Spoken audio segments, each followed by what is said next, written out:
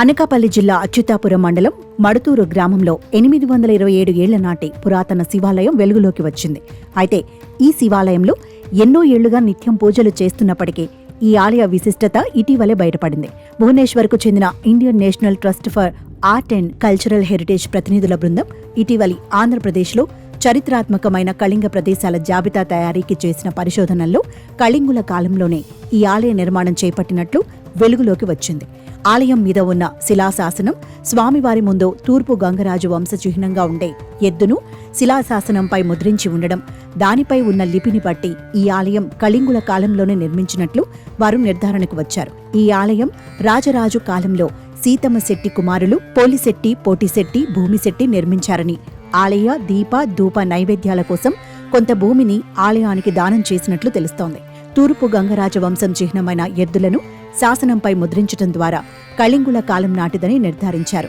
శాసనంలో ఉన్న గ్రాంట్ ఆధారంగా క్రీస్తు శకం 1197-98లో ఈ నిర్మాణం జరిగినట్లు తెలుస్తుందన్నారు.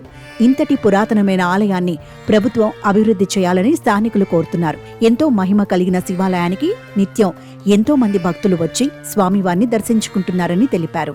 అనకాపల్లి జిల్లా ఎలమంచి నియోజకవర్గం అచ్యుతాపురం మండలం మడుతూరు గ్రామానికి చెందిన పురాతనమైన శివాలయము. 827 సంవత్సరాల నాటి ఈ పురాతనమైన శివాలయం కళింగరాజుల నాటిది. ఇది ఈ పురాతనమైన శివాలయం ఈ చుట్టుపక్కల గ్రామాల్లో ఎక్కడా లేనిది మా మడుతూరులో ఉన్నందుకు మేము చాలా ఆనందపడుతున్నాం. మా ప్రజలందరూ చాలా అదృష్టం చేసుకున్నాం. ఇక్కడికి వచ్చి శివయ్యని ఏ కోరికలు కోరినా వెంటనే తీర్చి శక్తి మా శివాలయంలో ఉంది.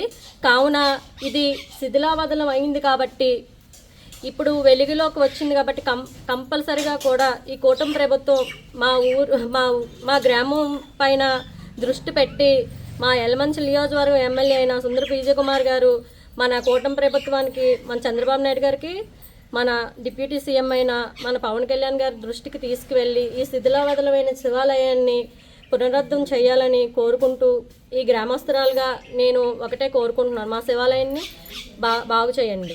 ఇంత ప్రసిద్ధి చెందిన ఆలయానికి 26 ఏళ్లుగా ధూప దీప నైవేద్యాలను స్వామికి అందిస్తున్నందుకు చాలా ఆనందంగా ఉందని ఆలయ పూజారి మోహనరావు శర్మ అన్నారు. ఈ దేవాలయం ఎంతో ప్రాచీనమైనదనే విషయం ఇప్పటి వరకు తనకు కూడా తెలియదని అంటున్నారు. ఇప్పటికైనా సరే ప్రభుత్వం, స్థానికులు కలిసి చారిత్రాత్మక విశేషాలను గుర్తించి ఆలయాన్ని అభివృద్ధి చేయాలని ఆయన కోరుతున్నారు. సురభి మోహన్ రావు శర్మ. ఈ శివాలయంలో 26 సంవత్సరాలుగా నేను అర్చన చేస్తున్నాను. ఈ శివాలయానికి మంచి మహిమ ఉంది. ఈ చుట్టుపక్కల గ్రామాల అందరి వాళ్ళు వచ్చి ఇక్కడ అర్చన చేసుకుంటూ ఉంటారు.